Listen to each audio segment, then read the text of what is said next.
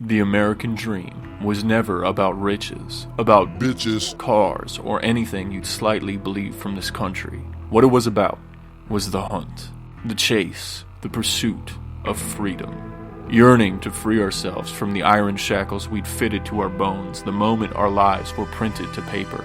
A land of boundless opportunity where the extremities of the human mind were set to wander free and clear. This is why you should play Red Dead Redemption 2.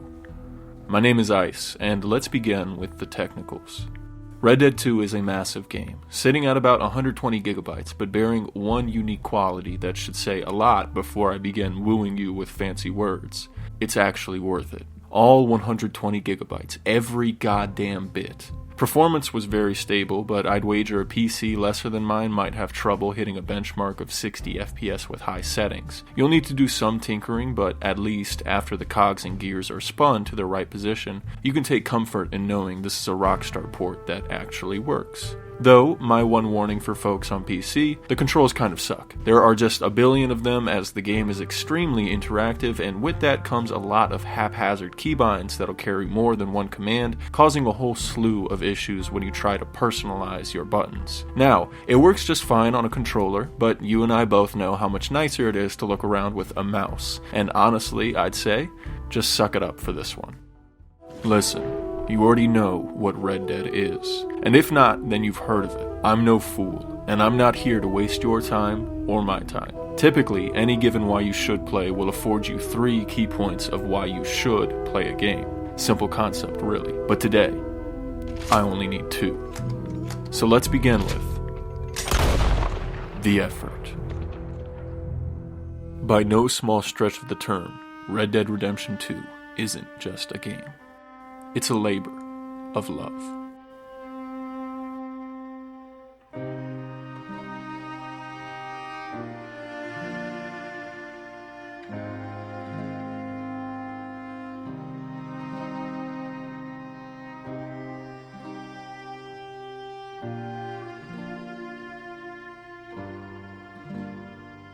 Blending reality with the absurd in such an intimate way, I can't rightfully say that even GTA did it once to this level. In a certain sense, one could even wager this is the greatest game of all time. And while I may disagree, I wouldn't argue if someone thought this. Obviously, there's some discourse to be had about Rockstar's development for this game, overworking employees to an astronomical degree with some reports of overtime not being paid. But one aspect that's starkly missing from many other AAA titles that this game has is exactly the fruit of this circumstance. The anxiety, stress, and fatigue that those workers surely suffered was expressed tenfold throughout this entire project.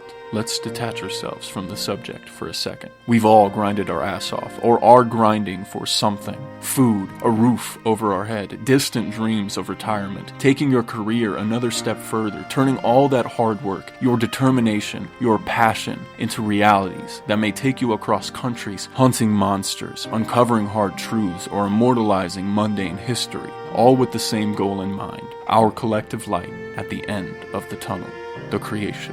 Think of something you've made. Not anything essential, just something you created. Physical, digital, whatever, as long as you'd felt that sense of, I made it. Do you remember how you felt in the midst of that project? Pouring blood, sweat, and tears into work that someone might not appreciate half as much as you do. But you did it anyway, because it was what you felt was right.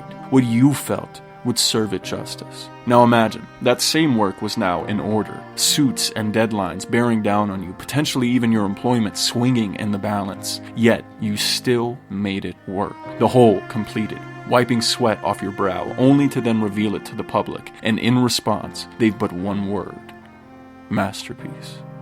I pray that to this point, Rockstar has settled any disputes with their employees, and that each and every person involved is happy, healthy, and well-fed. Because now, I want to tell you exactly what miraculous feats this pack of geniuses produced. A world unlike any other, but a world that much reflects our own. Everything, from the graphics, its model rendering, animation, lighting, fog generation, and weather cycles, to the writing, masterfully crafted supporting characters, purposeful side characters, the dialogue, its comedy, and at times serious attitude, with extremely vulnerable moments of introspection and larger-than-life motifs that sink you deeper and deeper into the setting. And by God, the setting itself, mashing together the cold, secluded, and treacherous north with the budding and still loose communities of the breadbasket into the tight-knit, colorful grottos painted by the melting pot culture of Louisiana.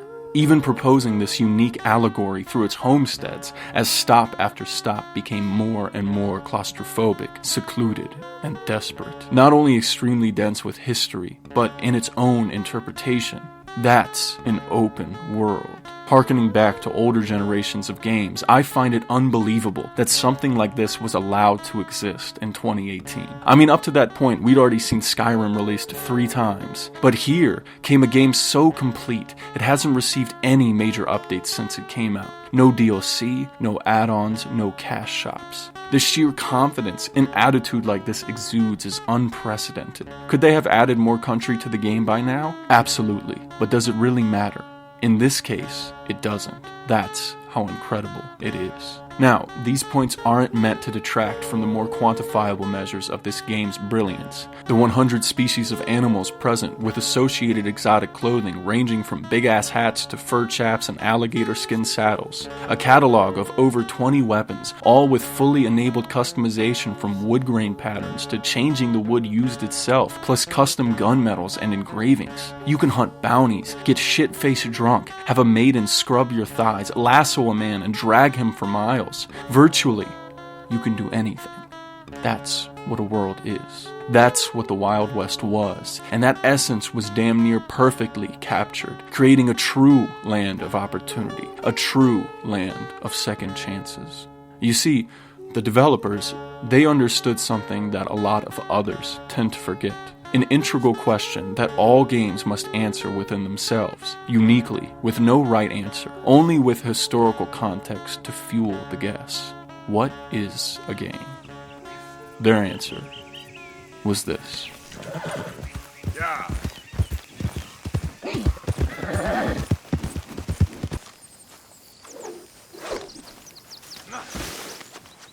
I need someone to help me, dang it! Be a man about this.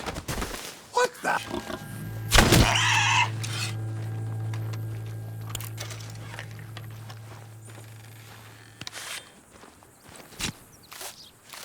All right, stand alongside me. Soon as you pull your weapon and aim, we let fly. Okay. Go.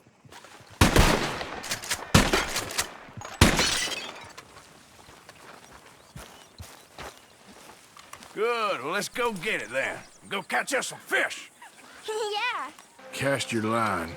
Swing the rod back over your shoulder and bring it forward in a smooth motion. Use your wrist, not your elbow. Like that? That's it. Good. It's okay. Easy, easy. Go easy. Oh, whoa now. There we are.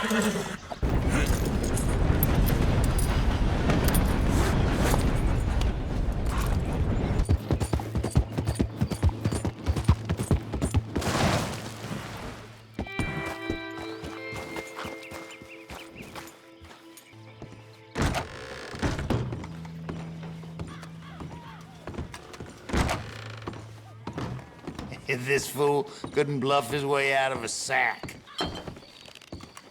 Sure you Grab even a know chair. how to play? You've done all right for yourself there.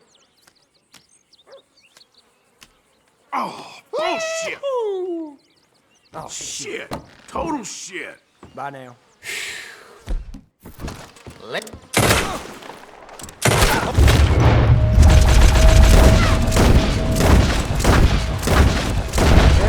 Oh, God! So, here. Oh, hello there. Ah, don't get too down in the dumps. Now, that is a real hand. Yeah. This tea's real. Help me! I can't do this! Please! Oh,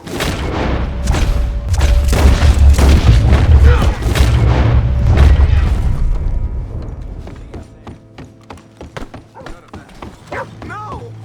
No!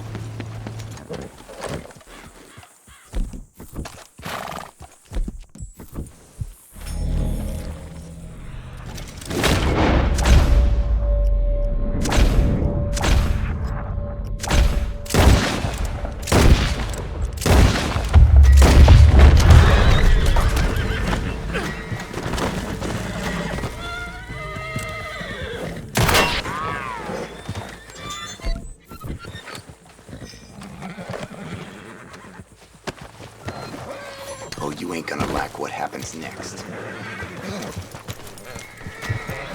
Come on, here.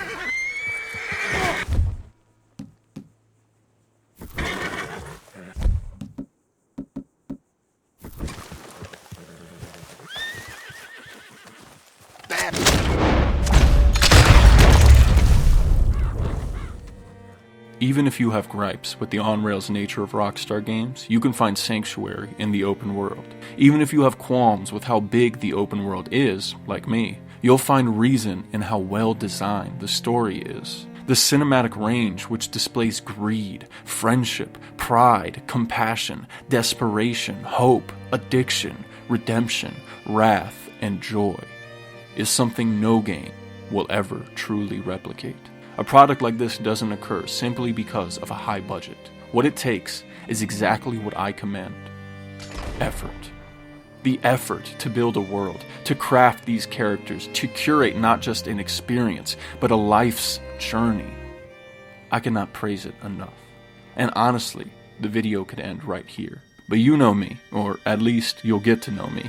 There's that final bootstrap, the X factor, the soul of this entire work. Arthur. I don't know too much about time. It's a bit beyond me. Life comes at us fast sometimes. The pressure piling on top. Those constructs created long before you had any say, before you could ever agree. With harsh realities flooding in, we all get tired. Banding together behind something we believe in or someone who can believe for us. Often a mistake. Arthur, too, suffers a cruel reality. Fostered into a gang, he reaps money by way of chaos. Rampage after rampage, mounds of corpses weighing on his back with more and more bodies lining the supposed highway to freedom. From the start, what ran through Arthur's flesh wasn't blood. It was venom. The poisonous byproduct of a promised life, his vigorous heart misconstruing sweet nothings, avoiding his own questions, his own pain, leaving us to just watch. As if jeering at our morals, our only reprise came in violence, what Arthur knew best. To such a degree, he's able to slow down time, and while in gameplay it simply serves as a tool to clear the oncoming hordes of target dummies, from a storytelling perspective, it meant so much more, allowing the player to fully comprehend the weight and location of every single shot, searing the faces of those heads we'd shave off right onto our minds, one after another, until there were so many that we'd forgotten them all. Redemption here is found in change. The response from this world, when I was kind, was special. Along this road you find travelers, troubled souls and lonely hearts, seeing them all through his eyes. Helping them, damning them, but always leaving an impression. I'll preach it till the day I die. A memory lasts forever. A memory can inspire, can provoke, can disgust. It can make you laugh randomly at night or cringe over a decade later because you realize if you hadn't forgotten, maybe they haven't either. Immersion isn't always found in gameplay. Sometimes it's just the story, the atmosphere, your chair melting into a trench sunken to its trough with the steady clop of a horse's hooves surrounding you. Arthur made being good feel so intentional. I was so enthralled by this character. For the first time ever, while playing a Rockstar game, I made a conscious effort to avoid crime, to avoid doing this world wrong, because I noticed something, a motif of this game. You constantly take and take and take and take. Much like the most reviled figures in human history, you do nothing just, only perpetuating the cycle of destruction for a fistful of dollars. The magic of good writing, and a great performance to boot, is when words make you feel something. Just one sentence ringing in your skull, a catchphrase, something, and once it hooks you, then you're lost in it. What Arthur does is strangle you, a fierce connection as if your steps became his. Being Arthur, even outside of the story, is an experience itself. Skinning an animal, while inconvenient over time, is such a visceral thing to watch. It brings you back down into the nature of this game, the slow burn, savoring every moment you have, treading an untamed country. Dan Houser mastered the art of the struggle, conveying how vulnerable, fearful, and joyous life is, with his magnum opus being this character, a human.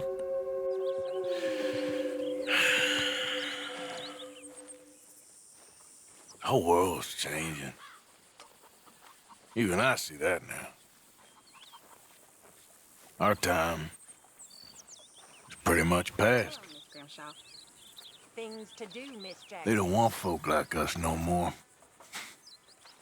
This there rules will be damned with you. No more outlaws. No more killers. Now it's us being hunted. Oh, they ain't stopping.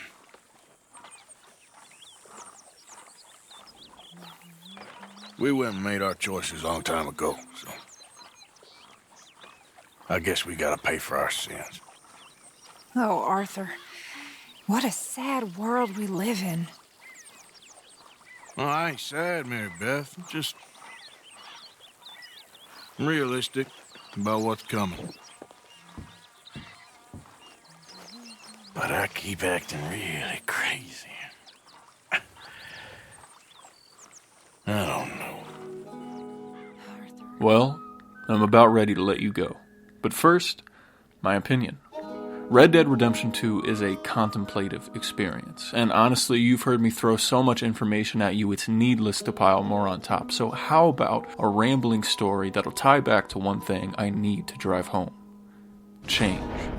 How do you change? What does change even look like? I think that's an issue that everyone battles, because when do you know a change is necessary? When your health finally fails? When you've got nowhere to stay or nowhere left to go? It seems unsolvable because nothing is the same between you, me, and the next person. Where it's rooted, I believe, is our memories. It's memories that make us who we are, the things we hate, what we love. You know my gimmick by now. What Arthur experiences was much the same. And while I don't quite take inspiration from him in that sense, how he manages this change is interesting. As if he took those memories and saw them under a new light, a different interpretation, and as simple as that sounds, it's an interesting phenomenon. If we look at our lives, our memories, we can lay them out linearly as if traveling time. And it's how we understand those past thoughts that drives our feeling towards them. And, as if in a moment, that entire timeline became corrupted, a shadow obscuring the light he once saw. Maybe a stretch, but I've recently started working in a school as an English tutor.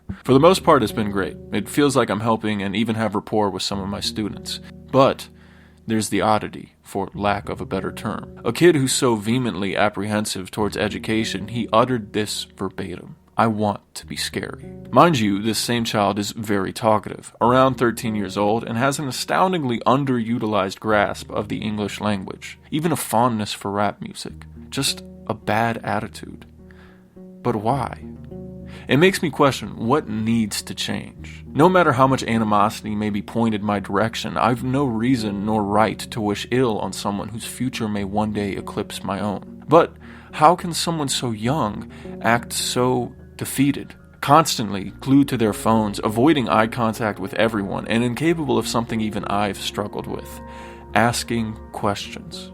Just a simple push, just an attempt to relay that you're making an attempt, an effort, and he just refuses. Many of them have. Unrelated, but the other day, a kid flipped his phone toward me to show a reel of something that made him laugh, and it was just a fatal car accident. By no means am I placing the fault entirely on the kids. Mistakes are meant to be made, and shit happens. But it's ridiculous to witness. In some way, everyone should do better.